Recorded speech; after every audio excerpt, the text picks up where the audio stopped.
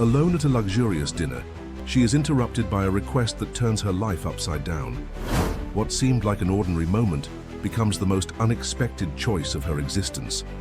Emily Anderson adjusted the napkin on her lap, an automatic gesture she had repeated for years. The Atlantic restaurant, on the top floor of one of Boston's tallest buildings, served as her weekly refuge. Always on Wednesdays, always at 8 p.m., always the same table by the window. From there she observed the city she knew so well, and which, paradoxically, seemed to know nothing about her. Thomas, the maitre d', approached with his usual discretion. "The usual, Miss Anderson?" she agreed, with a subtle nod dismissing the menu, a glass of dry red wine, herb-crusted filet mignon, and grilled vegetables. The ritual was complete. While waiting, Emily discreetly checked the notifications on her phone. The board meeting at Anderson Finance Tech had ended well, with unanimous approval for international expansion. Tomorrow, the financial papers would celebrate yet another achievement of the Queen of Fintechs, as the press insisted on calling her. Emily observed the other patrons in the dining room: couples in love, executives closing deals, families celebrating special occasions, all filling the space with conversations and laughter. The ambient sound, clinking glasses and silverware on fine china, formed a symphony she never joined. Her table was an island of silence amid that ocean of interactions. The wine arrived. Emily swirled the glass, watching the Bordeaux liquid form a film on the crystal walls. She closed her eyes for a moment and breathed in the aroma. It was her small moment of pleasure in a day of calculated decisions and strategic meetings. When she reopened them, something unusual caught her attention. A commotion in the lobby, raised voices, the maitre d' gesticulating with visible agitation, and then, like an ink stain on a white canvas, a small intruder appeared in the main dining room. A boy, no more than 7 or 8 years old, with worn clothes, disheveled hair, and bare feet, ran between the tables. 2 security guards chased him, trying to catch him without causing more commotion. The entire dining room seemed frozen, observing that surreal scene. A street kid had managed to bypass all the building's security and reach the most exclusive restaurant in the city. Emily felt the boy's gaze fix on her. There was no hesitation in his steps. He knew exactly where he was going. The boy stopped in front of her, breathless. His large, intense brown eyes showed no fear, only a disconcerting determination.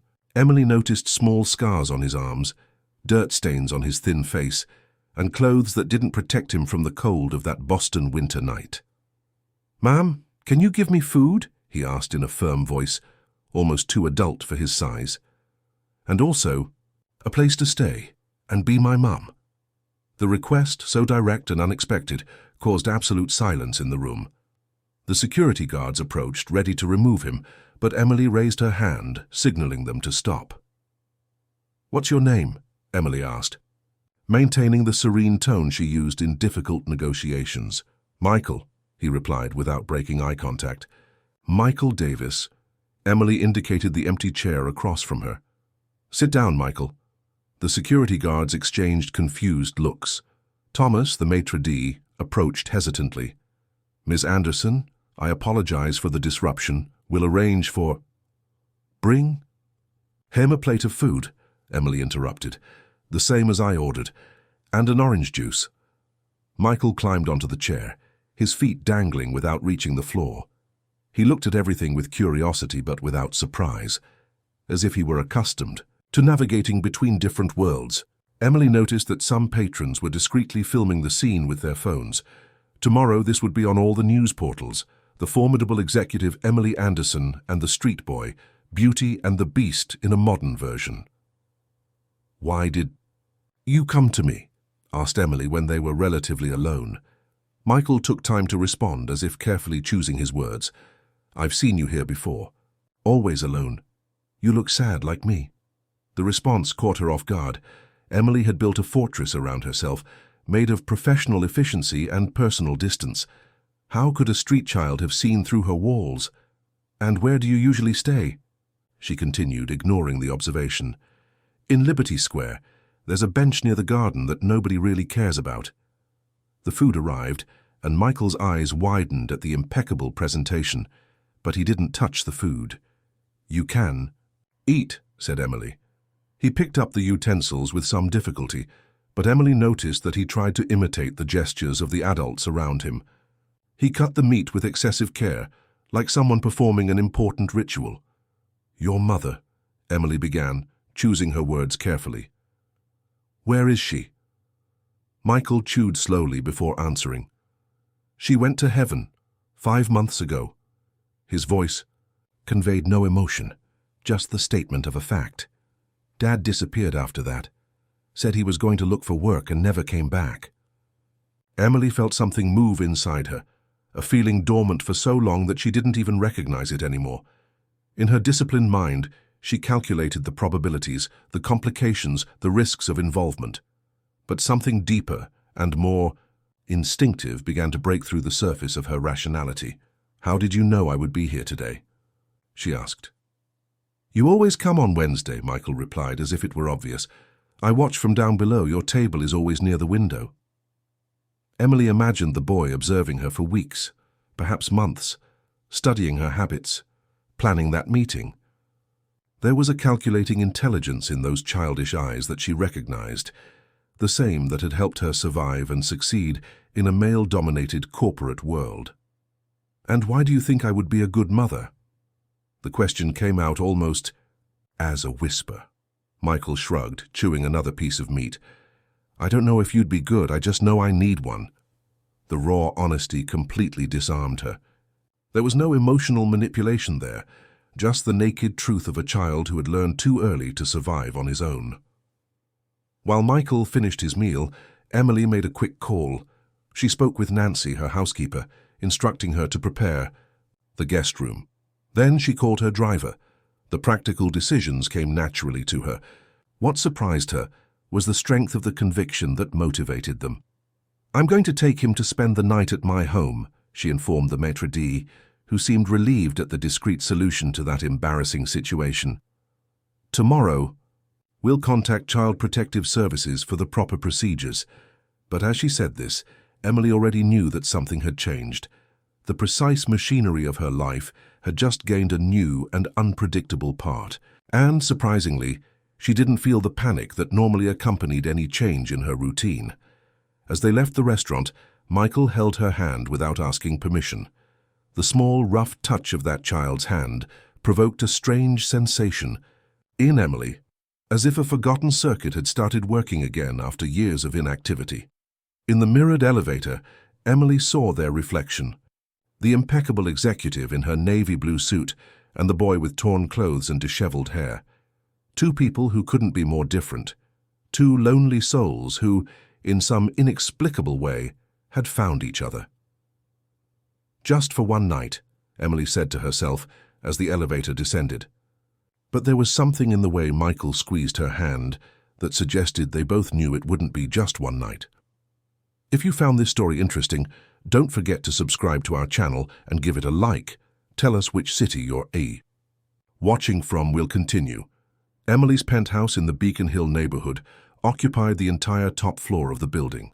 Large glass windows reflected the city lights, creating the sensation that the apartment was floating above Boston. When they entered, Michael stopped at the threshold as if an invisible barrier prevented him from advancing. "You can come in," said Emily, noticing his hesitation. The boy took cautious steps on the marble floor, his bare feet leaving dirty marks that contrasted with the immaculate cleanliness of the environment.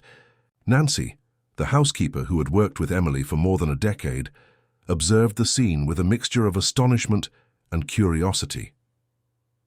"Nancy, this is Michael. He'll be spending the night here," explained Emily, in a tone that didn't allow questions. "Prepare a bath for him and see if we can find some suitable clothes." While Nancy took Michael to the guest suite bathroom, Emily went to her office. She needed to think. The adrenaline of the unexpected moment was beginning to decrease, giving way to the rationality that had always guided her life. What was she doing? Taking in a street boy, bringing him home without knowing his background, his family, his legal situation. It was reckless, at the very least. Irresponsible, probably. Maybe even illegal. Emily poured herself a finger of whiskey and walked to the window. Down below, the city continued its nightly rhythm, indifferent to the small drama unfolding in her penthouse. She had built her empire based on cold analysis and calculated decisions. She had never acted on impulse, until today. Her phone vibrated. It was Ryan, her personal assistant. "Emily, I'm seeing a video of you with a boy at the restaurant. It's circulating on social media. What happened? We need a strategy to deal with this." "We'll talk tomorrow," she replied, ending the call. Emily didn't want to think about media repercussions now. She opened her laptop and began to research about child protective services, procedures for children in NICU, abandonment situations, requirements for temporary guardianship. The information seemed confusing, bureaucratic. For someone accustomed to navigating easily through complex financial legislations, this shouldn't be difficult, but there was an emotional component that didn't exist in her usual transactions. Half an hour later, Nancy knocked softly on the office door. "Ms. Anderson, the boy is clean and fed. I used one of your t-shirts as a nightgown for him. He's waiting in the living room." Emily found Michael sitting on the edge of the sofa, as if he feared sinking into it. His hair, now clean, revealed itself to be lighter than it initially appeared. His skin, without the layer of dirt, showed a light olive tone. He wore a white Egyptian cotton t-shirt that Emily used for sleeping, and on him it looked like a dress. "Better now?" asked Emily, sitting in the armchair across from him. Michael nodded, his eyes scanning the environment with a mixture of fascination and distrust. "Your house is like a castle," he commented. "I've never seen anything like it, only on the bakeries."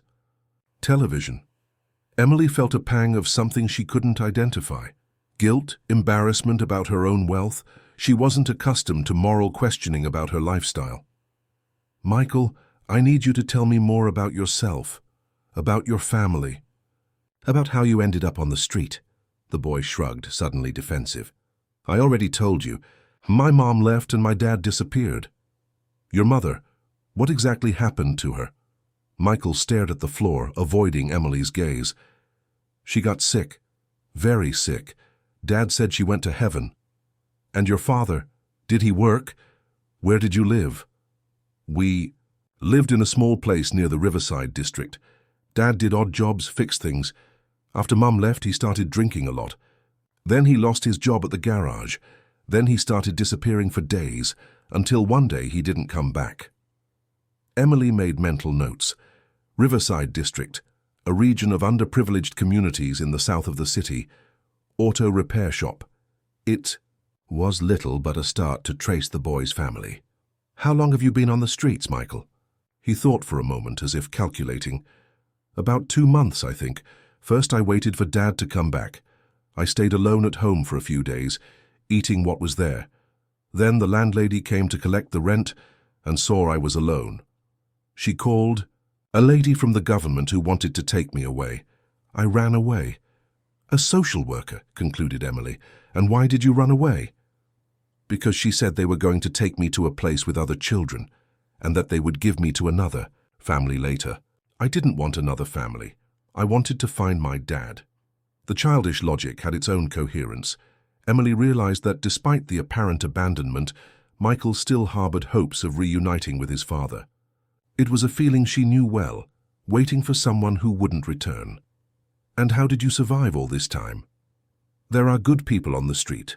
Mrs. Wilson from the pastry stand gives me food when there's extra. The doorman of the Yellow Building lets me sleep in the security booth when it rains hard, and I learned to get by."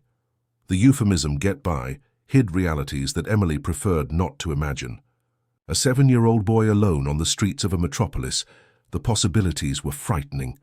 "Tomorrow we'll look for your father," said Emily, determined, "and also talk with the authorities to regularize your situation in the meantime." Michael looked at her with a mixture of hope and distrust. "You're really going to help me find my dad?" "I am."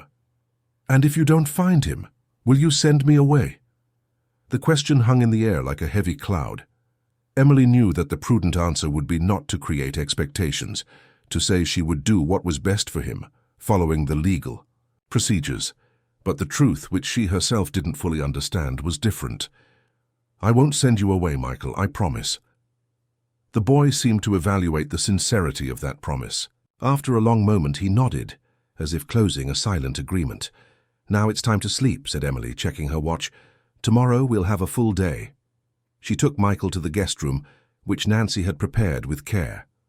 Clean sheets, soft pillows, a lamp with gentle light. Emily noticed that the housekeeper had also placed an old teddy bear on the bed, an object that had belonged to Emily in her childhood and was kept in a box of memories. "This bear is called Max," explained Nancy, noticing Emily's questioning look. "I thought the boy might like some company." Michael approached the bear with caution, as if it were a live animal that might react to any sudden movement. He touched it lightly and then looked at Emily, silently asking for permission. "He's yours now," she said. The boy hugged the bear against his chest, in a gesture that mixed protection and a search for comfort. Emily felt something break inside her, a crack in the armor she had kept intact for so many years. "Good night, Michael." "Good night, Miss Emily." She closed the door, but not completely. She left a gap in case he needed something during the night. In the hallway she found Nancy, who hadn't left yet, despite the late hour. "Are you sure about what you're doing?" asked the housekeeper, with the freedom of someone who had accompanied Emily's life for enough years to allow such questioning. "No," replied Emily with rare honesty, "but it seems like the right thing to do." Nancy nodded, understanding. "He reminds me of Matthew when he was little." Matthew, Nancy's son, now a young university student whom Emily had helped educate, paying for his studies as a way of gratitude for the housekeeper's dedicated years of service. "I'll make some calls tomorrow," continued Emily. "We need to find his father, understand this situation, and buy clothes, school supplies. If he's going to stay here even temporarily, he needs structure." Nancy smiled, recognizing the usual Emily, practical, organized, solving problems with methodical efficiency. But there was something different in her eyes, a sparkle that the housekeeper hadn't seen in a long time. Later, in her room, Emily couldn't sleep. She tossed and turned in bed, her mind buzzing with thoughts. What was she doing? How had that small intruder managed to break through her defenses so easily? And why, for the first time in years, did the silence of her apartment no longer seem like a refuge but an absence that hurt? She got up and walked silently to Michael's room. She carefully opened the door. The boy was sleeping deeply, hugging the bear. In the dimness, Emily observed his face relaxed in sleep. The small worry lines that seemed so out of place on a child's face had temporarily disappeared. Emily returned to her room. On her nightstand, there was an old photograph in a silver frame. A young woman holding a small girl, the only image she kept of her mother. She touched the face in the photograph with her fingertips. "What would you do, Mum?" she whispered to the silence. But she knew there was no answer. There never had been. Her mother had departed too early to answer the most important questions of her life. Morning arrived with the usual bustle of the city, but Emily's apartment had a different atmosphere. The aroma of fresh coffee mingled with that of freshly prepared pancakes, a menu that wasn't part of the usual routine. Nancy excelled in the kitchen, humming softly as she organized the breakfast table. Emily entered the living room already dressed for work, with an impeccable gray suit and heels that echoed on the floor. She paused for a moment, finding the transformation of her space strange. The table set for 2 people, the aroma of home-cooked food, the sound of cartoons on the television that normally remained off. Michael was sitting on the sofa, still, wearing the oversized t-shirt, absorbed in a children's program. His disheveled hair and the pillow marks on his cheek formed a picture of domestic normality that contrasted with the minimalist environment of the apartment. "Good morning," said Emily, feeling strangely out of place in her own home. Michael turned, smiling timidly. "Good morning, Miss Emily." "Just Emily is fine," she corrected, sitting next to him. "Did you sleep well?" He nodded, hugging the teddy bear that he hadn't let go of since the night before. "Max also slept well," he added in a confidential tone. Emily felt an involuntary smile form on her lips. There was something in the way Michael mixed precocious maturity and childish innocence that touched a sensitive point within her. "Miss Emily, breakfast is ready," called Nancy. "I made pancakes for the boy. I thought he'd like them." At the table, Emily observed Michael eat with voracious appetite, as if each meal could be the last. A consequence of months on the streets, she supposed, feeling a wave of indignation at the situation in which the boy had been left. "Nancy will take you shopping for some clothes today," explained Emily, between sips of coffee. "I have important meetings, but I'll return earlier, and I'll also make some calls to try to find your father." Michael stopped chewing, his look suddenly serious. "Do you think you'll find him?" Emily hesitated. She didn't want to feed false hopes, but she also didn't want to destroy the trust that was beginning to establish between them. "I'll try, Michael. If he's in Boston, I have resources to locate him." Emily's phone vibrated. It was Ryan again, now with a more urgent message. "Emily, the restaurant video is on all the portals. We need an official statement. The company board is concerned about repercussions to the image." Emily frowned. It was predictable that the story would leak, but she didn't expect such rapid repercussions. "I need to go," she said, getting up. "Nancy will stay with you. Be a good boy, okay?" Michael nodded, observing her with that old look that seemed to see beyond the surface. "Will you really come back?" The question was simple but loaded with meaning. Emily understood what he was really asking. "Will you abandon me like the others?" "I will come back, Michael, I promise." In the fry elevator, Emily checked the news on her phone. As Ryan had warned, the restaurant video was on all the portals. Sensationalist headlines displayed phrases like "Queen of Fintechs adopts street boy" and "Emily Anderson's human side, opportunism or genuine compassion." At the headquarters of Anderson Finance Tech, the atmosphere was one of apprehension. Ryan was waiting for her at the reception, his tense face revealing the gravity of the situation. "The board has convened an extraordinary meeting for this afternoon," he informed, as they walked to Emily's office. "They're concerned about the impact on the company's image. You know how conservative investors are." Emily nodded, absorbing the information without showing concern. "Prepare a short note for the press, something simple, confirming that I'm temporarily sheltering a minor in a vulnerable situation while the competent authorities are contacted. No personal details about the boy." "And what about the board?" "Say I'll be at the meeting and that I won't allow my personal life to be guided by corporate concerns." Ryan smiled, recognizing the usual firmness of his boss. In her office, Emily dedicated the morning to phone calls and emails. First to her personal lawyer, James Sullivan, explaining the situation and asking for guidance on the legal procedures for possible temporary guardianship. "It's complicated, Emily," explained James. "Without the parent's authorization or a formal process through Child Protective Services, you're in a gray zone. Technically, you could even be accused of kidnapping. I'm trying to locate the father. The mother has already passed away." "I understand. I'll contact some connections in the juvenile court and Child Protective Services. In the meantime, document everything. Record how you found the boy, take photos of the state he was in, save the videos circulating on the internet. Any evidence of abandonment or mistreatment will strengthen your case if you really decide to proceed with a guardianship request." Next, Emily called Derek Thompson, a former police officer who now worked as a private investigator and had already provided discreet services to her in business matters. "I need you to locate a man," explained Emily.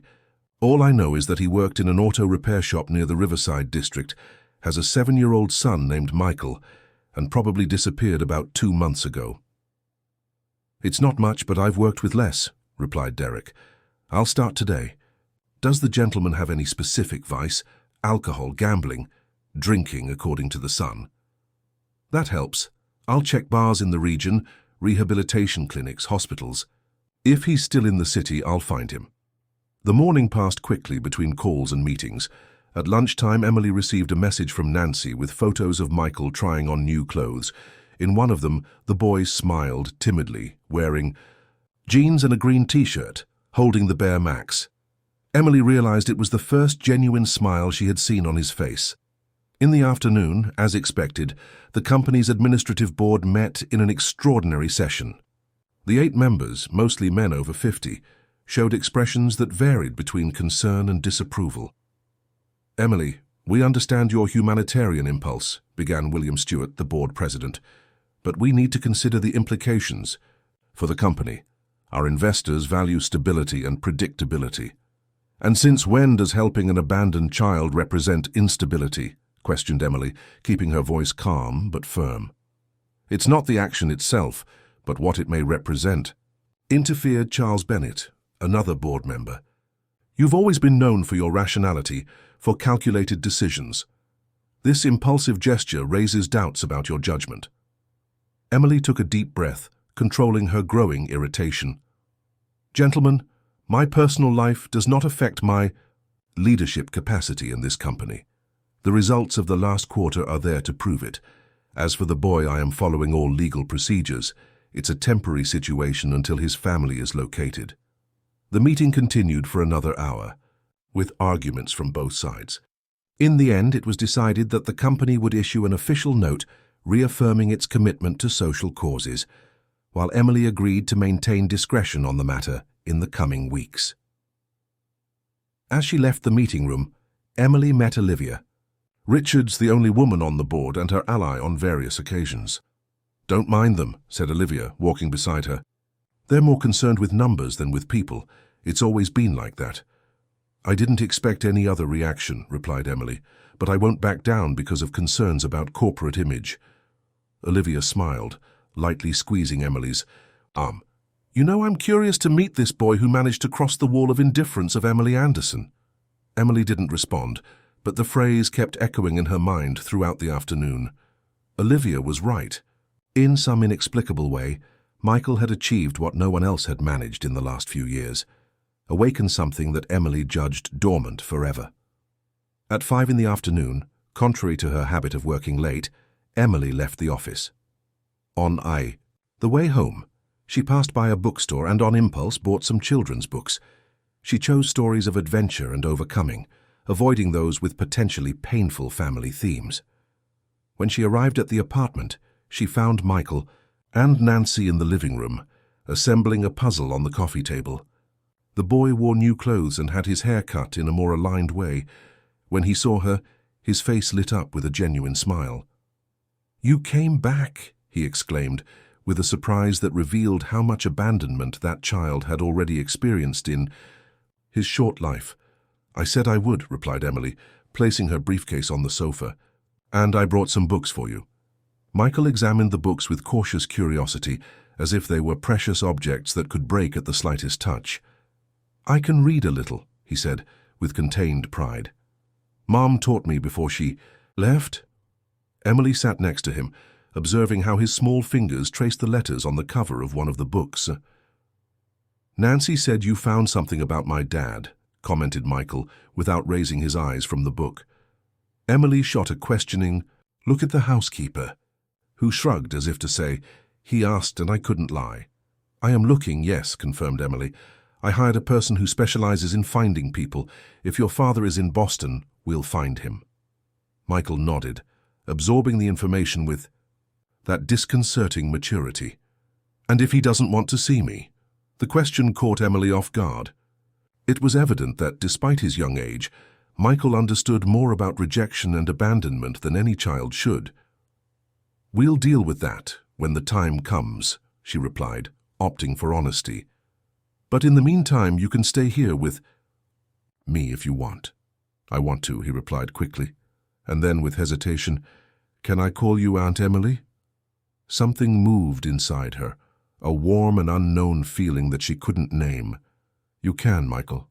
You can call me Aunt Emily." That night, Emily read one of the stories to Michael before bedtime. It was a scene she had never imagined in her organized and solitary life, sitting on the edge of a bed with a child nestled next to her, sharing adventures printed on colorful pages. When Michael finally fell asleep, Emily remained there for a moment, observing his serene face in sleep. In just 2 days, that small intruder had completely transformed her routine, her priorities, and more frighteningly, her feelings. Returning to her room, Emily checked the messages on her phone. There was one from Derek, the investigator. Found. A lead. A man named Robert Davis, who worked in a garage in the South End neighborhood near the Riverside district. Was last seen about 2 months ago. I'm following the trail. Emily felt a tightness in her chest. If they found Michael's father, what would happen? Would she be ready to let him go after beginning to get attached? And more importantly, would it be best for the boy? For the first time in years, Emily Anderson, the woman who had built an empire based on certainties and precise calculations, felt completely lost in the face of questions for which she had no answers. 2 weeks had passed since Michael's arrival in Emily's life. What had begun as a temporary shelter gained contours of permanence, with routines that established themselves naturally. Michael now attended a private school near the apartment, wearing new uniforms and carrying a backpack that Nancy had helped choose. Emily had reorganized her schedules at the company to be present at important moments, taking Michael to school in the morning, having dinner with him at night, accompanying homework on weekends. That Thursday, Emily was leaving a meeting when she received a call from Derek Thompson, the investigator. I found Robert Davis, he announced without preambles. Emily felt her heart race. After days without concrete news, the confirmation of the existence of Michael's father brought a confused mixture of feelings. Where? In Quincy, in the metropolitan area. He's working as a helper in a car scrapyard, lives in a boarding house room, sharing space with 3 other men. The situation isn't good, Emily. The man has serious problems with alcohol. Emily closed her eyes for a moment, absorbing the information. Does he know we're looking for him? I didn't approach directly, just observed, confirmed the identity. I thought it better to consult you first about the next steps. You did well. Continue monitoring. I'll discuss this with my lawyer before any contact. Upon hanging up, Emily felt the weight of the responsibility she had assumed. She had located Michael's father, but that didn't necessarily mean a solution. On the contrary, it could be just the beginning of more complex problems. In her office, Emily called James Sullivan, her lawyer. We found the father, she said, without beating around the bush. He's living in precarious conditions, apparently with alcoholism problems. That could play in favor of your guardianship request, pondered James, but he still has the legal priority unless his incapacity is proven. We would need psychological reports, proof of chemical dependency, history of negligence. And how do we get that? The formal path would be a report to Child Protective Services, which would initiate an investigation. But that could result in Michael being sent to a temporary shelter. Emily immediately rejected that possibility. I don't want Michael to go through more trauma. He's finally adapting, feeling secure. There's another option, suggested James after a pause. We can try a direct conversation with the father. Propose a shared custody agreement with you assuming primary custody. Depending on his situation, he may accept, especially if we offer some kind of financial assistance. The idea of buying Michael's custody caused discomfort in Emily, but she recognized the practicality of the solution. Let's go that route then. Organize a meeting with your presence as legal mediator. That night, when she arrived home, Emily found Michael in the living room focused on his school homework. Nancy discreetly supervised while preparing dinner. The domestic scene, so different from the solitude she used to find in her apartment, provoked a wave of protectionism in Emily. How was your day? She asked, sitting next to him. Good, replied Michael, without raising his eyes from the notebook. The teacher said I learn fast, and I made a new friend, Gabriel. Emily smiled, observing the boy's careful handwriting. In just 2 weeks, Michael showed impressive progress in school, compensating for lost time with a determination that she recognized as similar to her own. Aunt Emily, he said suddenly, today is my mom's birthday. The declaration, made with simplicity, caught Emily off guard. Would you like to do something special to remember her? Michael thought a bit, biting his lower lip in a gesture that Emily already identified as characteristic of his moments of reflection. She liked yellow flowers. Can we buy some? Of course we can. Later after dinner, Emily took Michael to a flower shop. He chose a bouquet of sunflowers because they looked like smiles, he explained. Then they went to a nearby park where Michael wanted to release some petals in the small lake, so they reach heaven according to his childish logic. Observing the boy in his small farewell ritual, Emily felt a deep admiration for his resilience. At just 7 years old, Michael had already faced losses that many adults wouldn't know how to process. Back at the apartment, while Michael was taking a bath, Emily received a message from James. Meeting scheduled for tomorrow, 3 p.m. at my office. Robert Davis confirmed presence. Emily's stomach contracted. Tomorrow, so soon. She wasn't prepared for this, for the possibility of losing Michael. Later, after putting the boy to bed, Emily sat in her office with a glass of wine. She felt divided between the moral duty to reunite Michael with his father and the growing desire to keep him with her. When had she allowed that child to become so important in her life? The next morning, Emily woke up early and prepared breakfast, something she rarely did before Michael's arrival. While they ate, she decided that she needed to prepare him for what was coming. "Michael, we found your father," she said, trying to keep her voice neutral. The fork stopped midway between the plate and the mouth. Michael's eyes widened. "Where is he?" "In Quincy. We're going to meet him this afternoon at my lawyer's office." Michael lowered his gaze to the plate, suddenly silent. Emily expected an explosion of joy, anxious questions, any typical reaction of a child about to reunite with a father. Instead, she saw apprehension, almost fear. "Don't you want to see your father?" she asked gently. "I do," replied Michael, but without conviction. After a moment, he added, "Will he take me away?" The question hit Emily like a punch. It was exactly what she feared, but hearing the fear in Michael's voice made everything more real and painful. "I don't know, Michael. We'll talk with him first, understand the situation. What's important is what's best for you. Staying with you is best for me," he declared, with surprising certainty for his age.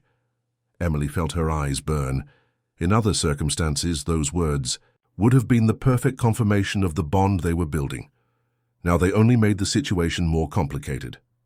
"Let's take one step at a time, okay? First, let's meet your father, see how he is." Michael nodded, resigned. Emily took him to school as usual, but noticed that he was quieter, his gaze distant, lost in thoughts that she could only imagine. Upon arriving at the company, Emily tried to concentrate on work, but her mind kept returning to the afternoon meeting. At 2 p.m. she discreetly left, leaving Ryan in charge of managing the remaining meetings. James Sullivan's office was in an elegant building in the city center. Emily arrived a few minutes before the scheduled time, feeling an anxiety she hadn't experienced since her first big deals. "Ready?" asked James, receiving her in the meeting room. "No," admitted Emily, "but let's proceed." Punctually at 3 p.m., the secretary announced the arrival of Robert Davis. The man who entered the room looked older than his probable mid-30s. Thin, with stubble and deep dark circles, he wore a simple shirt and faded jeans. His eyes, however, were unmistakably similar to Michael's. The same intense brown tone, the same way of observing, attentive and distrustful. "Mr. Davis, this is Emily Anderson," introduced James. "The lady who is taking care of your son, Michael." Robert nodded, uncomfortable sitting in the indicated chair. "Thank you for coming," began Emily, maintaining the professional tone she used in difficult negotiations. "As you know, Michael has been under my care for 2 weeks. He is well, attending a good school, receiving psychological support." "I know I haven't been a good father," interrupted Robert, his hoarse voice revealing nervousness. "After Sarah left, I didn't know how to handle everything. The kid deserves better." Emily observed him carefully. There was sincerity in his words, and also shame. "Do you have plans to resume custody of Michael?" asked James, going straight to the point. Robert ran his hand through his thinning hair, a gesture that Emily had already seen Michael do when he was anxious. "I don't have the conditions now. I can barely maintain myself. I'm trying to get clean, you know. Stop drinking, but it's hard." "I understand," said Emily. "And what are your expectations regarding Michael's future?" Robert looked at her, a flash of challenge in his eyes. "Look, I know you're rich. You can probably give him everything I never could, but he's my son. My blood. No one is questioning that, replied Emily carefully. We're seeking a solution that serves Michael's best interest. James intervened, explaining the legal options. A shared custody, with Emily as primary guardian, allowing supervised visits for Robert, financial support for addiction treatment, gradual reunification between father and son. Robert listened in silence, occasionally nodding. When James finished, he looked directly at Emily. Why are you doing this?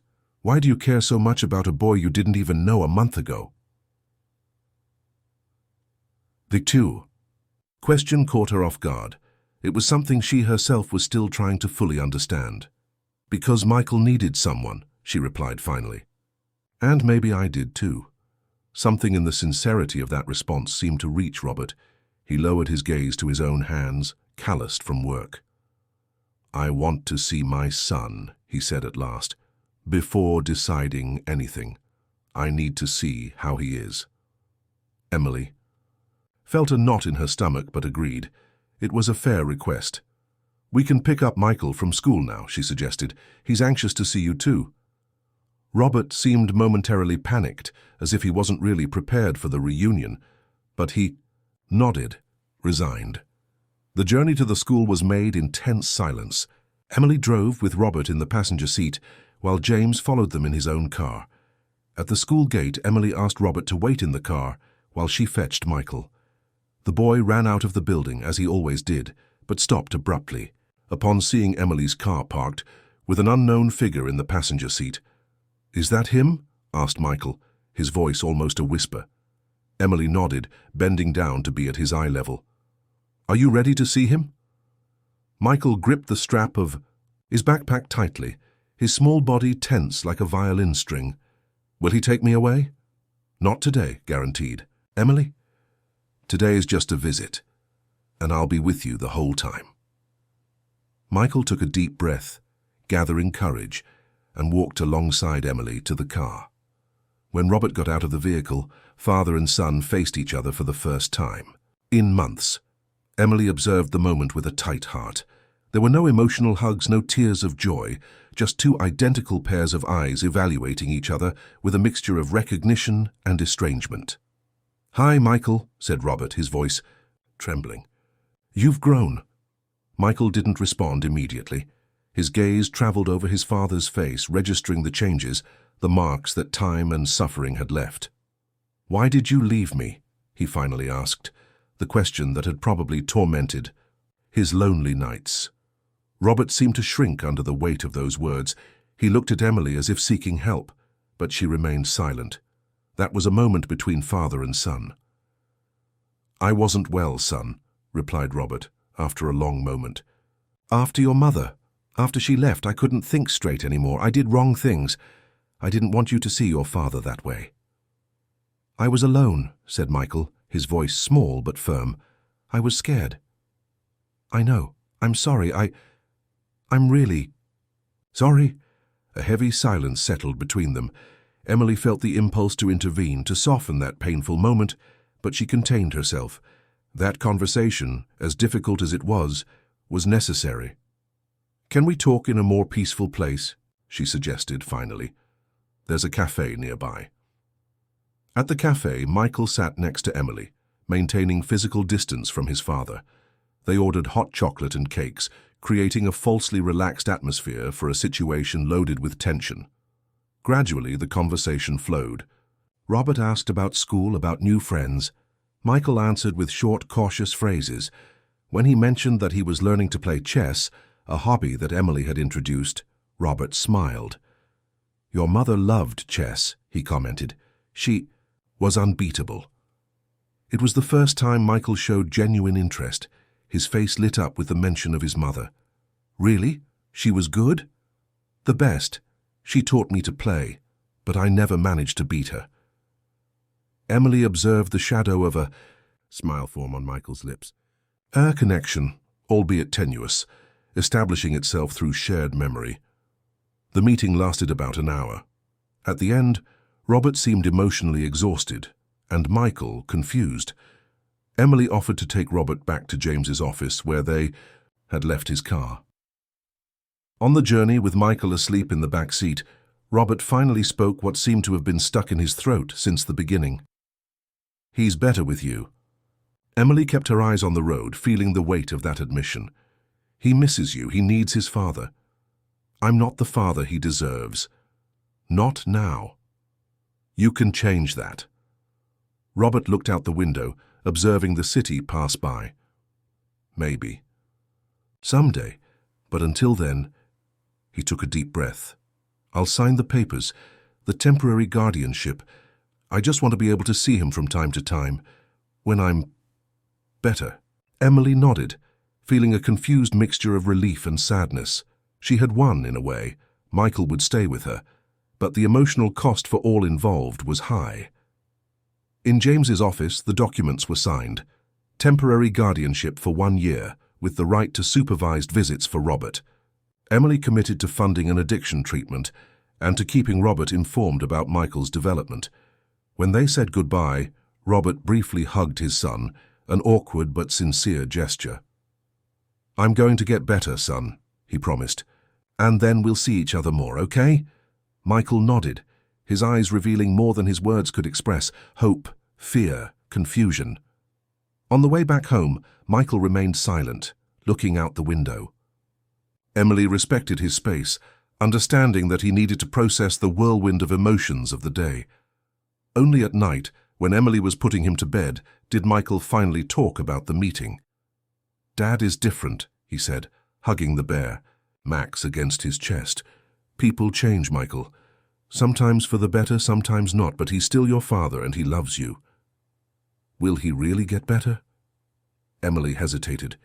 She didn't want to feed false hopes, but she also couldn't destroy a son's faith in his father. "He'll try, and that's already very important." Michael seemed to accept the answer, immersing himself in his own thoughts. "Aunt Emily," he said after a moment, "can I stay with you forever?" The question, so simple and so complex at the same time, hit Emily at the core of her being. Forever. A child asking for permanence, stability, unconditional love. Everything she herself had once desired. "We'll do our best for that, Michael," she replied, kissing his forehead. "I promise." Later, alone in her room, Emily reflected on the day's events. She had taken an important step in the direction of keeping Michael with her, but she knew that the path would still be long and possibly turbulent. Robert could change his mind. The authorities could question the arrangement. Unpredictable life itself could intervene in ways she couldn't anticipate. But for the first time in a long time, Emily wasn't planning, calculating, anticipating problems. She was just feeling the fear of losing, the joy of gaining, the hope of building something lasting with that small being who had entered her life in such an unexpected way. On her desk, among financial reports and contracts, there was now a colorful drawing. A simple portrait of 2 hand-holding figures, one large and one small, under a bright yellow sun. At the bottom of the sheet, with the hesitant handwriting of someone still learning to write, was written, "Aunt Emily and Michael." An improvised family, born of chance, growing in affection. If you found this story interesting, don't forget to subscribe to our channel and give it a like. Tell us which city you're watching from. We'll continue. 4 months had passed since the meeting with Robert. Autumn had tinged Boston with golden and reddish tones, and the life of Emily and Michael had gained a comfortable routine, almost as if they had always been a family. Michael was progressing remarkably in school, overcoming the educational deficiencies caused by months on the streets. Emily had completely reorganized her professional life, delegating more responsibilities to her team and refusing long trips that would keep her away from home. On a sunny Saturday afternoon, Emily took Michael to the public garden, a green refuge, in the heart of the city. The boy ran ahead, chasing a duck that moved away indignantly, while Emily observed with a smile. It was still strange for her, this feeling of lightness she experienced in moments like this, so distant from the severe executive that everyone knew. "Aunt Emily, look," shouted Michael, pointing to a popcorn vendor. His eyes shone with that mixture of expectation and doubt that he still maintained, as if each small pleasure could be denied at any moment. "Let's buy some," agreed Emily, holding his hand. While they ate popcorn on a bench in the shade, Emily noticed a woman who was observing them from afar. Something about her seemed familiar, but Emily couldn't identify from where she knew her. The woman, realizing she had been noticed, approached with hesitant steps. Emily? Emily Anderson? Then Emily recognized her. Stephanie Parker, her colleague, now a well-known investigative journalist. Stephanie, it's been a long time, greeted Emily, feeling instantly alert. Journalists rarely appeared by coincidence. Years, smiled Stephanie, looking curiously at Michael. And this must be... Michael, completed Emily, instinctively placing a protective arm over the boy's shoulders. He's on a weekend outing. With me? Stephanie nodded, her analytical gaze not escaping Emily's perception. I heard about your story. Impressive. You were always reserved in college, but I never imagined one day seeing you in this role. People change, replied Emily, keeping the tone light but feeling uncomfortable with the direction of the conversation. No doubt, agreed Stephanie. Actually, I'm working on a story about children in vulnerable situations and adoption systems in the United States. Your experience would be valuable. Could we schedule an interview? Emily hesitated. Over the months, she had systematically refused all interview requests about Michael. Her private life had always been a sacred territory, protected at all costs. It's not a good idea, Stephanie. We're trying to keep this away from the spotlight. I understand, nodded the journalist, but her look said otherwise. But think about the positive impact your story could have. A successful executive choosing to adopt a child in a street situation, it could inspire other people in privileged positions to do the same. It's not that simple, replied Emily, feeling Michael restless beside her, clearly uncomfortable about being the subject of the conversation. And I prefer that Michael doesn't grow up as a charity case or object of public curiosity. Stephanie seemed to accept the refusal, but before saying goodbye, she left a card with Emily. If you change your mind, call me. And Emily, you should know that there are people investigating your story. Not all journalists are as ethical as I am in respecting boundaries. The warning, disguised as friendly advice, left Emily uneasy for the rest of the outing. On the way back home, Michael, who had remained unusually silent, finally spoke. She wanted to write about me? Emily nodded, surprised by the boy's perception. About both of us, actually. But don't worry, I won't allow it. Why do people care so much? The simple question hid a complexity that Emily still struggled to explain to herself. Because our story is different from what people expect, sometimes the unexpected draws attention. Michael seemed to accept the explanation, immersing himself again in his thoughts. Emily noticed how he had grown in the last few months, not just physically, but in maturity and self-confidence. His clothes were now from expensive brands, his vocabulary had expanded considerably, and his table manners were impeccable. He had adapted surprisingly well to the new environment, like a plant transferred to richer soil. The next morning, Emily received a call from James, her lawyer. I need to see you urgently, he said, without the usual greetings. Complications have arisen in the guardianship process. 2 hours later, Emily was in his office trying to process what she had just heard. An anonymous complaint, she repeated, incredulous. Exactly, confirmed James, adjusting his glasses. Someone sent a dossier to the juvenile court, questioning your capacity as a guardian. They allege that you're using Michael as a marketing strategy to humanize your corporate image. That's absurd. I agree, but the judge needs to investigate any complaint. A social worker will make a home visit this week to evaluate the situation. Emily felt her stomach contract. Home visits, investigations, her private life thrown open for analysis by strangers. It was her worst nightmare. Who would do this? Who would benefit from this complaint? James hesitated, seeming uncomfortable. Emily, are you sure you want to know? Because I have some suspicions, but tell me. Well, there are 2 possible paths.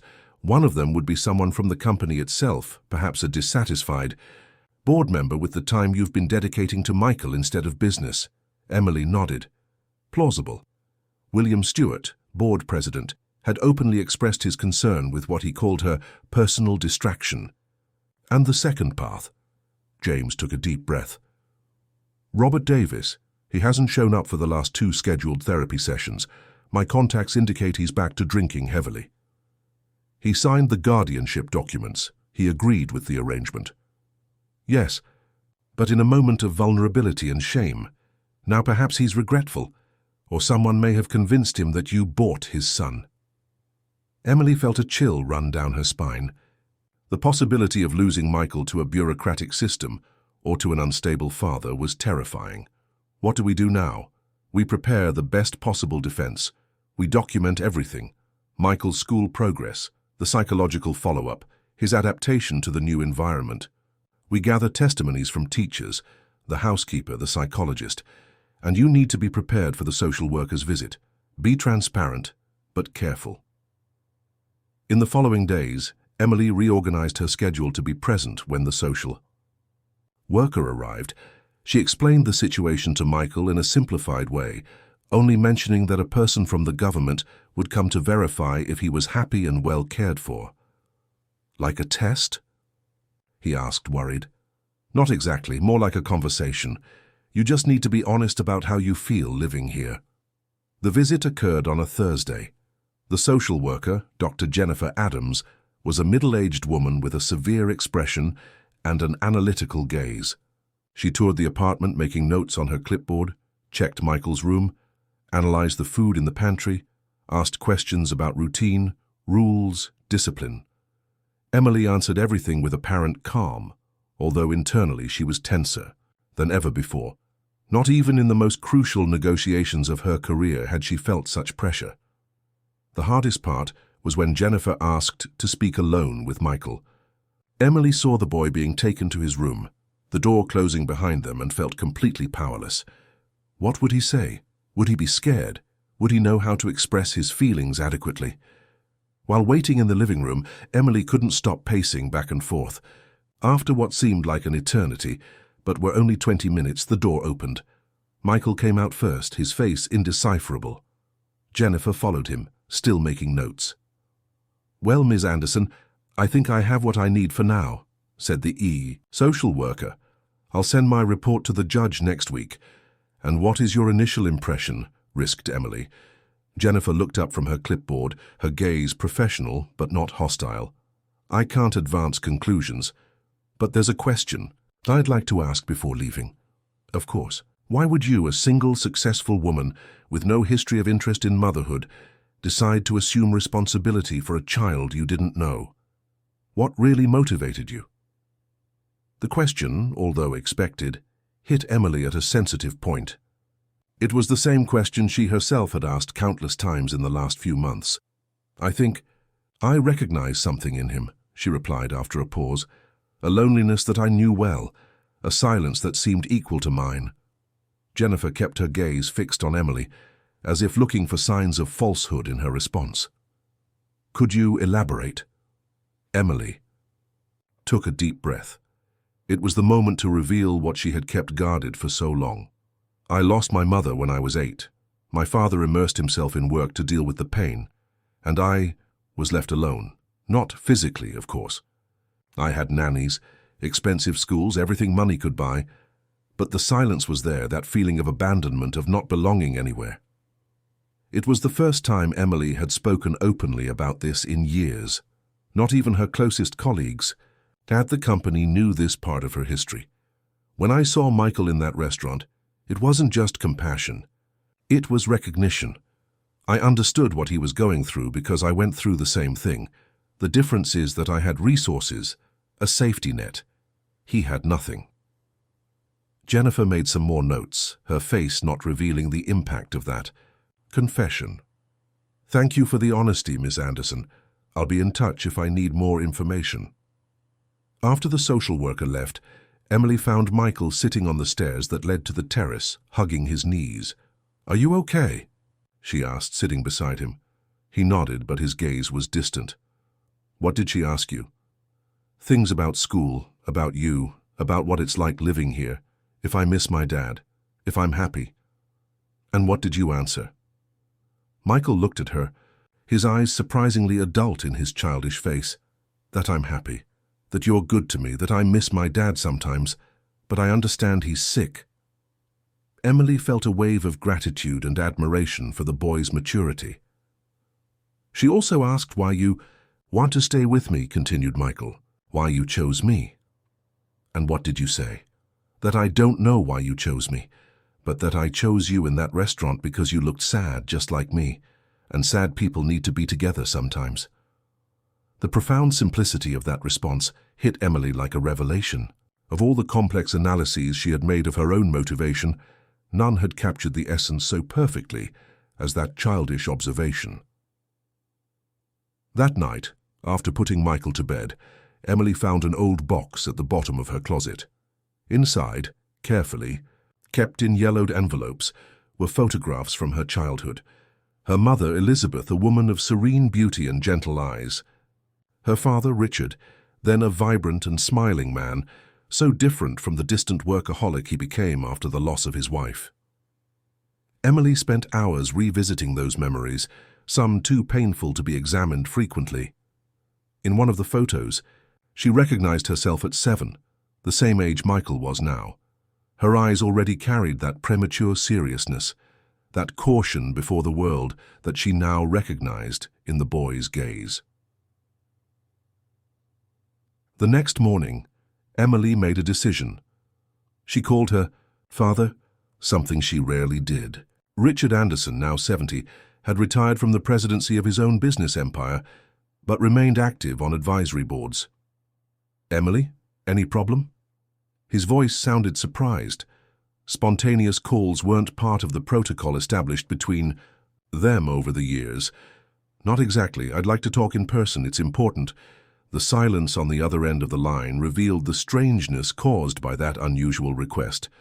I'm in Chicago for a conference. I'll be back next week. Wait then. Another week of agonizing waiting. The social worker's report must already be with the judge, but James couldn't get information about its content or about when the decision would be made. Emily tried to maintain a normal routine with Michael, but the boy, sensitive to changes, in her mood, perceived that something important was happening. "You're worried about that woman with the clipboard, aren't you?" he asked one night, while Emily tried to concentrate on reading a story to him. "A little," she admitted, "but everything will be fine." "And if it's not? If they send me away?" The question, asked with that raw frankness typical of children, exposed the fear that both shared. "I won't let that happen," promised Emily with more conviction than she actually felt. "We'll fight together, okay?" He nodded, but Emily noticed that he slept clutching the bare Max, a habit that had diminished in recent months, but resurfaced in moments of insecurity. Finally, Richard Anderson returned to Boston. Emily invited him to dinner at her apartment, an unprecedented event in recent years, during which their meetings were limited to formal lunches in neutral restaurants. "I want you to meet someone," said Emily when her father arrived, punctually at 7 in the evening. "Michael, come here." The boy appeared in the living room, dressed in his best clothes, his hair carefully combed. He stopped beside Emily, observing with curiosity the tall grey-haired man who stared at him with equal interest. "So this is the famous Michael," said Richard, formally extending his hand, as he would with an adult. "I've heard about you." Michael shook the offered hand, imitating the seriousness of the gesture. "Are you Aunt Emily's father?" "I am." "She never talks about you." The direct observation made Richard raise his eyebrows, surprised. Emily felt her face warm, but didn't interfere. "Is that so? Well, perhaps we should change that." Dinner proceeded in an atmosphere strangely tense and at the same time revealing. Richard, initially formal and distant, gradually relaxed while interacting with Michael. Emily observed the transformation with fascination. Her father, the man who rarely showed emotions, smiled at the boy's simple stories, patiently answered his curious questions, even made some jokes that drew genuine laughter. After Michael went to bed, Emily served a cognac to her father in the living room. It was time for the conversation she had postponed for so long. "He's extraordinary," commented Richard, breaking the silence. "Intelligent, observant, reminds me of you at the same age." "That's why we're here," said Emily, sitting across from her father. "I need your help." She explained the situation, the anonymous complaint, the investigation, the risk of losing custody of Michael. Richard listened in silence, his face impassive as always. "I don't understand," he said finally. "Sir, why is this so important to you? You always said you didn't want children, that your career was your priority." "People change. Not so drastically. Not you, Emily." She took a deep breath, gathering courage for the conversation that should have happened decades before. "I changed because Michael reminded me of myself, of the loneliness I felt when Mom left, of the silence that took over our house, of the father who became a stranger, immersed in work." Richard looked away, uncomfortable with the unexpected frankness. "I did the best I could. I ensured. You had the best education, the best opportunities. I know, but what I needed was presence, not opportunities.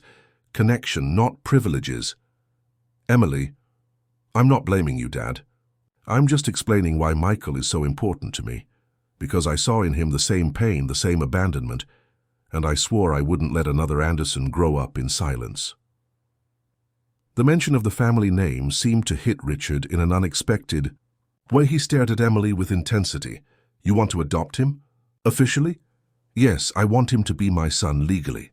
I want him to have our name." Richard pondered for a long moment, turning the cognac glass between his fingers. "What do you need from me?" "Your influence, your contacts. I know you know people, in the judiciary and politics. I'm not asking to interfere illegally, just to ensure that the process is fair, that they look at the facts and not at speculations or obscure interests." It was the first time in her adult life that Emily had asked her father for help. The request, so difficult for someone accustomed to solving everything alone, revealed the depth of her commitment to Michael. Richard finished his drink and stood up, walking to the window. From there, he contemplated the nocturnal city for a long moment. "Do you know why I distanced myself after your mother left?" he asked finally, without turning around. "Because looking at you hurt too much. You had her eyes, the same way of tilting your head when you were curious. Each time I saw you, I was reminded of what I had lost." The confession, as unexpected as it was painful, left Emily speechless. "So I immersed myself in work," he continued. "I convinced myself that I was doing it for you, to ensure your future. But the truth is that I was hiding from the pain. And in the process, I abandoned you when you needed me most." He turned, facing his daughter with moist eyes, a vulnerability that Emily had never seen in him. "Don't make the same mistake I did, Emily. Don't let Michael grow up in silence. That's exactly why I'm fighting for him." Richard approached, placing his hands on his daughter's shoulders, a gesture of intimacy rare between them. "I'll help. I'll do what's necessary to ensure that this boy stays with you. And perhaps in the process, we can recover some of the time we lost." Emily felt tears in her eyes, an emotion as uncommon for her as vulnerability was for her father. At that moment, she understood that Michael's arrival in her life had triggered much more than a change in her routine. It had begun to heal old wounds, to fill silences that had echoed for decades. The next day, Richard Anderson made a series of calls. As Emily had foreseen, his connections opened doors that would normally remain closed. In 48 hours, James received the information that the judge had scheduled a final hearing for the following week. "You, Robert, the social worker, and possibly Michael will be present," explained the lawyer. "The judge will hear everyone and make a decision about permanent custody." "And the social worker's report?" "I still don't have complete access, but I've heard it's mostly favorable to you. She highlighted the strong bond between you and Michael and the stable environment you provide." Emily felt momentary relief, but she knew that the final battle was still to come, especially if Robert decided to contest the custody, influenced by whoever was behind the anonymous complaint. The following days were of intense preparation. Emily gathered documents, organized testimonies from teachers and professionals who accompanied Michael, and tried, as much as possible, to maintain normality in the boy's life. On the eve of the hearing, while putting Michael to bed, the boy asked a question that caught her off guard. "If the judge lets me stay with you forever, can I call you Mum?" Emily felt her heart race. It was the first time Michael had expressed this specific desire. "Would you like that?" He nodded, his eyes revealing a mixture of hope and fear of rejection. "Then, yes, Michael, I would be very honored if you called me Mum."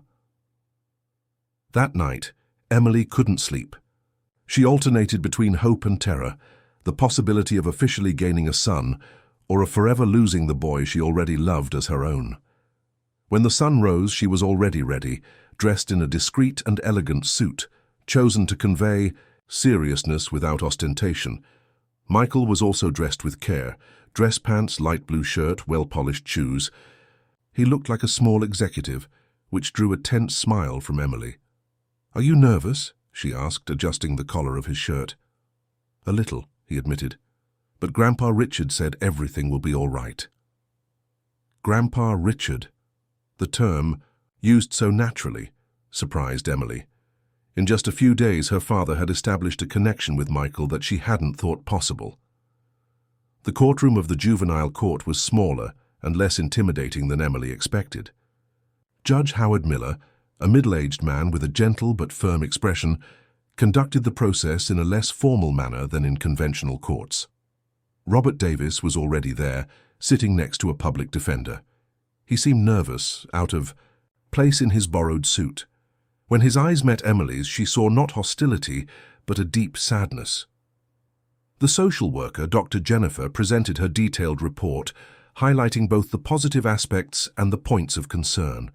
As Emily had already expected, the main criticism referred to her intense work routine and questioned if she could dedicate enough time to a child. James counter-argued masterfully, presenting Emily's new work plan, which included more delegation and flexible hours.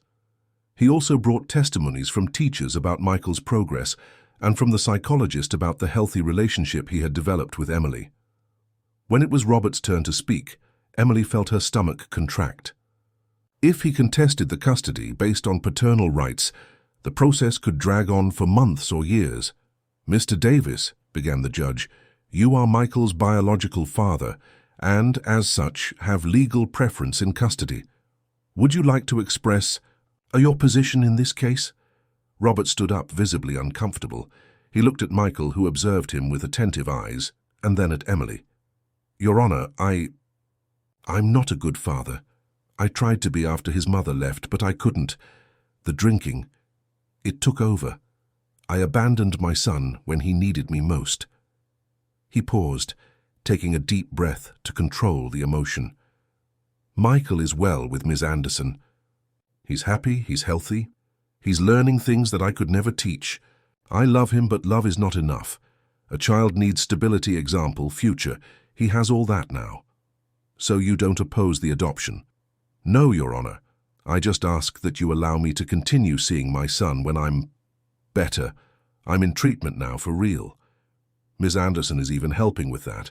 I want Michael to be proud of me someday, even if I'm no longer his primary father." The raw sincerity of that testimony moved everyone in the room. Emily felt tears in her eyes, impressed by Robert's courage and altruism. At that moment, she understood that paternal love could manifest in many forms. Sometimes, even in the painful decision to give up one's own paternity in favor of the child's well-being. Finally, the judge asked to speak with Michael in private. Emily observed, the boy followed the magistrate to an adjacent room. His small body tense but determined. The following 15 minutes were the longest in Emily's life. When the door finally opened and Michael returned, his face was serene, almost relieved. The judge resumed his place, and after a brief deliberation, announced his decision. Having considered all the elements presented, the moving testimony of the biological father and mainly the best interest of the child, this court decides to grant permanent custody of Michael Davis to Emily Anderson, with the right to supervised visits for the biological father, according to a program to be established by this court. The full adoption process may be initiated after 6 months if the current favorable conditions are maintained. Emily felt a wave of relief so intense that for a moment she feared her legs wouldn't support her. Michael ran to her, hugging her tightly. Over the boy's head, Emily met Robert's gaze, a look of farewell, of surrender, of hope. She nodded in silent acknowledgement, an unspoken promise that Michael would never forget his first father.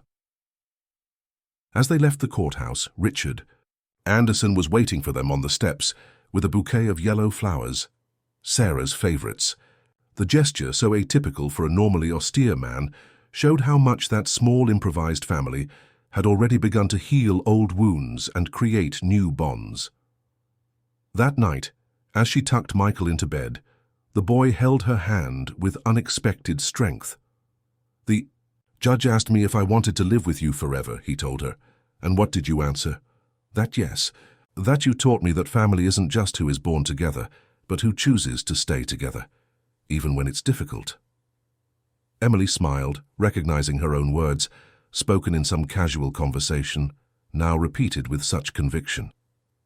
"And do you know what else I said?" continued Michael, his eyes shining in the dimness.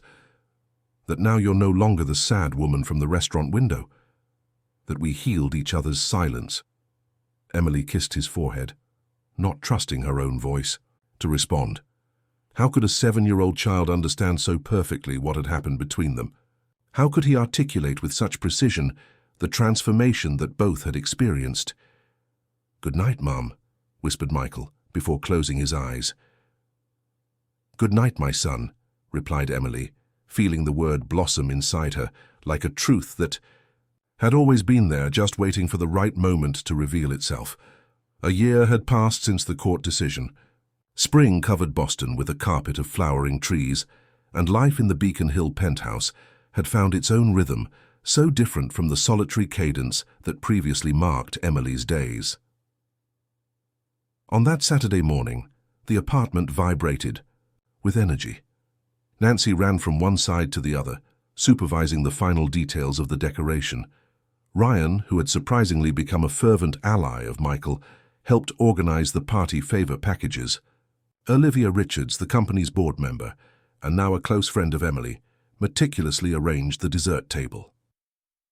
"Where's the birthday boy?" asked Richard Anderson, entering with a large and clumsily wrapped package in his arms. "In his room, changing clothes for the 3rd time," replied Emily, trying to hide her smile. "He's nervous about the party." It wasn't just a birthday party, although Michael's 8 years were reason enough for celebration. It was also the commemoration of a much more significant date, the finalization of the adoption process. After a year of social worker visits, psychological evaluations, and court hearings, Michael Davis had officially become Michael Anderson. Emily went up the stairs to her son's room, knocking softly on the door before entering. She found him in front of the mirror, adjusting the collar of his new shirt with adorable concentration. "Need help?" Michael turned, his face lighting up upon seeing her. He had grown a few inches in the last year, and his face had lost some of its childish thinness, gaining more defined contours. But it was his eyes that showed the most significant transformation, the cautious and distrustful look giving way, more and more, to an expression of security and joy. "Do you think Dad will like my clothes?" The question, asked with naturalness, still caused a strange sensation in Emily. At first, she had felt a pang of jealousy when Michael continued to refer to Robert as Dad. But with time, she understood that there was enough room in the boy's heart for 2 families, the biological one, represented by Robert, and the chosen one, which she now headed. "He'll love it," guaranteed Emily, adjusting the bow tie that he had insisted on wearing just like Grandpa Richards. "Your father is very proud of you." Robert Davis had surprised everyone in the last year. Against all expectations, he had remained firm in the alcoholism treatment. He had secured a stable job as a mechanic in a luxury car dealership, an opportunity that Richard had discreetly helped create. His visits to Michael, initially supervised and tense, gradually became more natural and awaited by both. The doorbell rang, announcing the arrival of the first guests. The party, initially thought of as a small family celebration, had grown considerably. There were Michael's school colleagues, the friends he had made in swimming and judo classes, the children of company executives, the neighbors from the building who had become fond of the boy. "Shall we?" called Emily, extending her hand. Michael took a deep breath as if gathering courage for a great challenge. "Let's go." They went down together to the living room, where they were received with exclamations of admiration. Michael, dressed in Navy blue dress pants and an impeccable white shirt, looked like a small lord.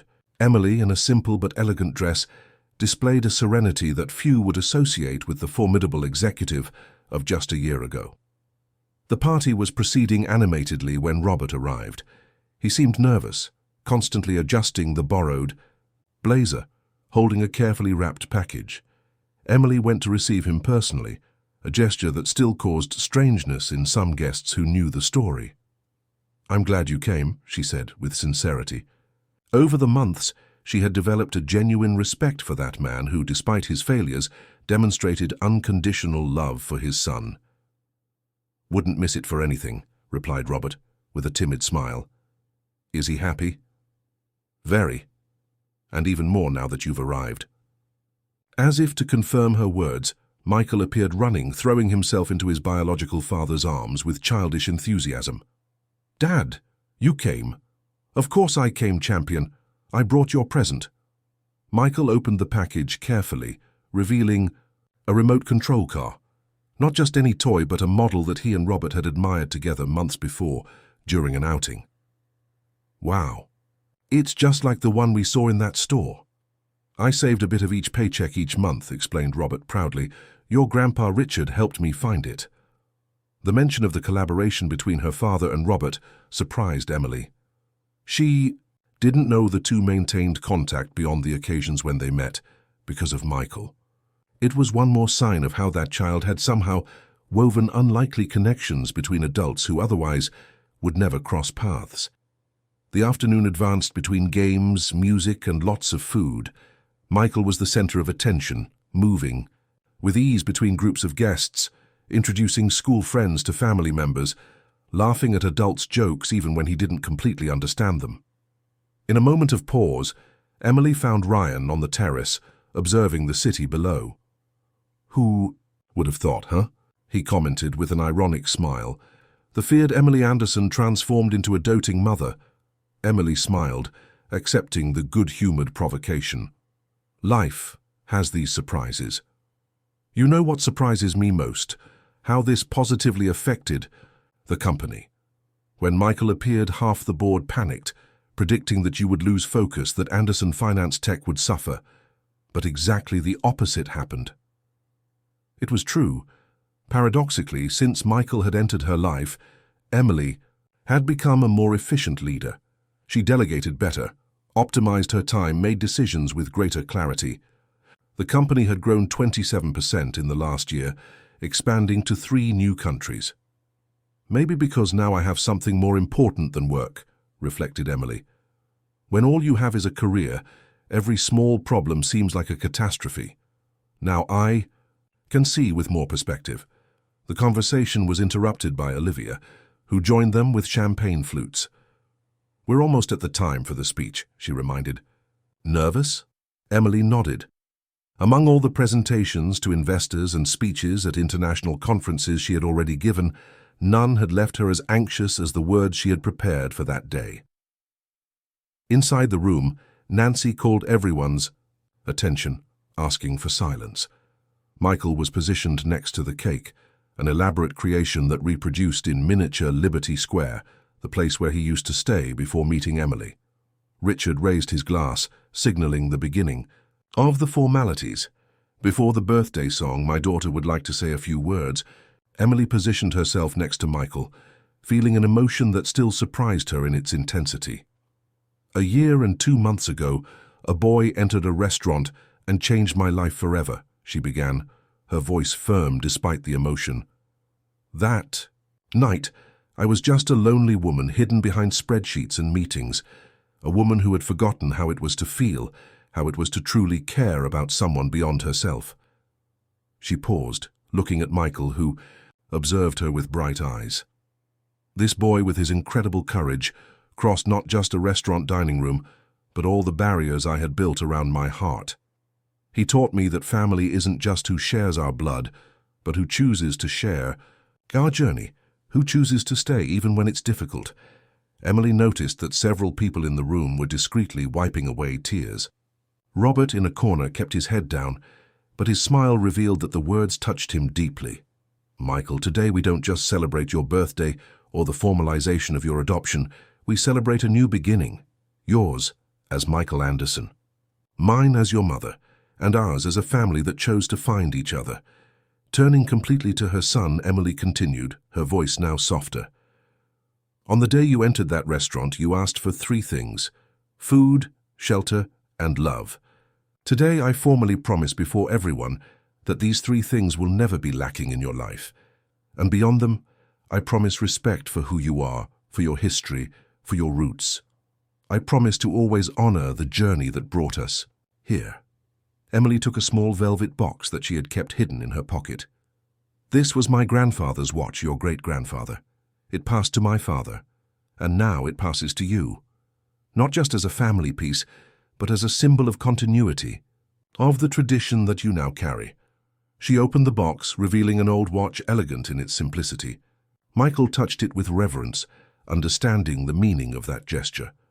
"Thank you, Mum," he said, with a maturity that still surprised everyone. Then, returning to being just an 8-year-old boy, he threw himself into Emily's arms in a tight hug. The guests applauded, moved.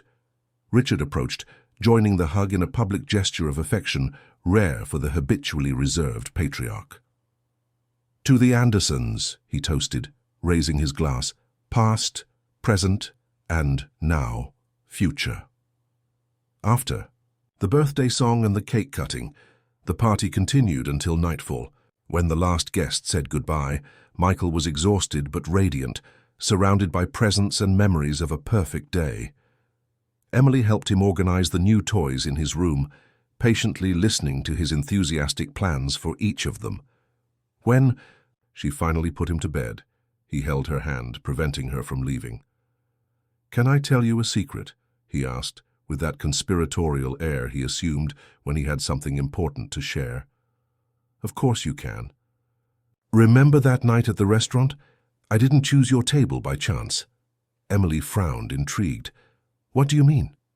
"I had been watching you for weeks. Every day I would stay in the square in front of your building, watching you leave. For work. Then I followed your car until I discovered where you went on Wednesdays. I saw how you were always alone, how you seemed sad even being so elegant and important." The revelation left Emily speechless. She had imagined that the meeting had been casual, a coincidence of destiny. The idea that Michael had deliberately chosen her, studied her habits, planned that approach, gave a new meaning to their story. "Why me?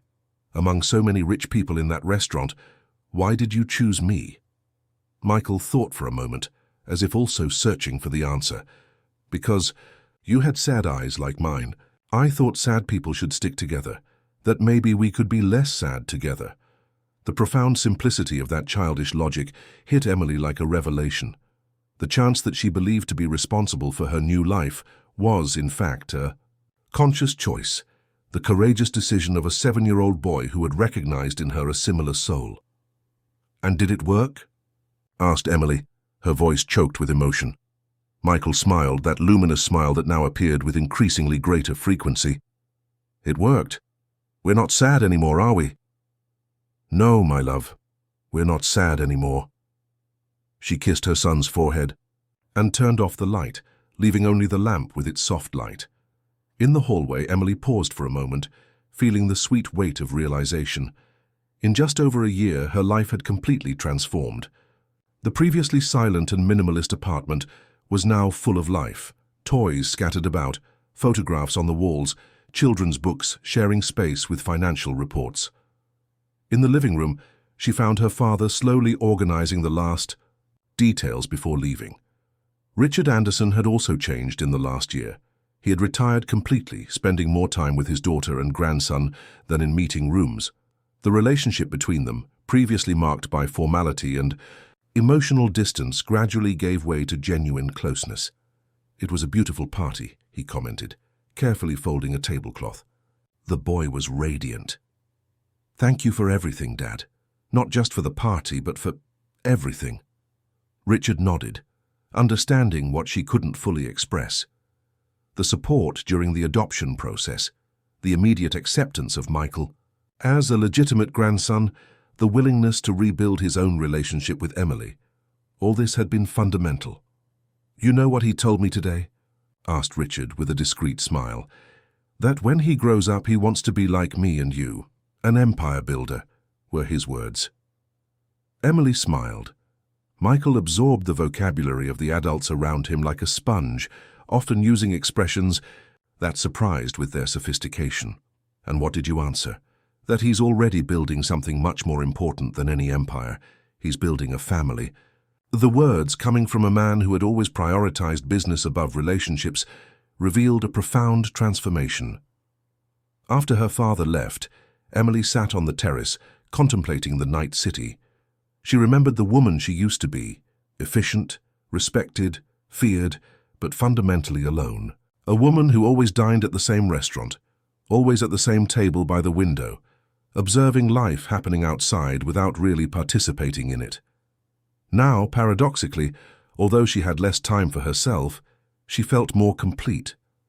The silences that previously filled her apartment gave way to conversations, laughter, even occasional arguments. The meticulously planned routine was replaced by a delicious unpredictability. Last-minute school assignments, nightmares that required emergency hugs, soccer games on Sunday mornings. And surprisingly, her career had not only survived these changes but flourished. Anderson Finance Tech had expanded significantly in the last year, partly because Emily had become a more human leader, more attentive to the needs of her team. The executive who previously inspired mainly fear, now also inspired admiration and loyalty. A slight noise caught her attention. Michael was at the terrace door, rubbing his sleepy eyes. "Can't sleep?" asked Emily. He shook his head, walking to her and nestling in her lap, a privilege that Emily knew was temporary, as he would soon grow too big for these moments. "I was thinking about something," said Michael, resting his head on her shoulder. "About what?" "About what it would be like if I hadn't entered that restaurant that night, if I hadn't chosen you." The perspective was so painful that Emily felt a tightness in her chest. "I prefer not to imagine that." "Me neither," he agreed, sleepy. "I think some people are destined to meet no matter how. If it wasn't at the restaurant, it would be somewhere else. It might take longer, but it would happen." Emily smiled at the unlikely wisdom of those words. Michael always surprised her with insights that seemed to come from a much older soul than his 8 years suggested. "Maybe you're right," she agreed, caressing his hair. "Maybe some stories are inevitable." Michael yawned, his eyes closing. Slowly. "Mom?"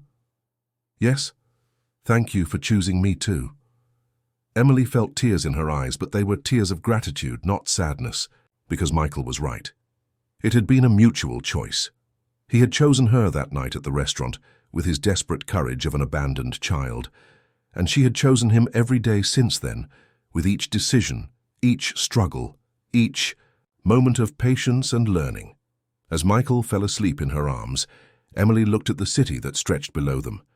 The same Boston that she had previously observed with detachment from her solitary table at the restaurant. Now, however, she no longer felt like a spectator of life, but as an active participant. A woman who had finally understood that spreadsheets and business don't build a legacy as lasting as love. Carefully, so as not to wake her son, Emily stood up and carried him back to bed. She settled him between the sheets, adjusted the Bear Max beside him, and stood watching him for a moment. In his sleeping face, she could see traces of the frightened boy who had entered her life. But she also glimpsed the man he would one day become, confident, compassionate, capable of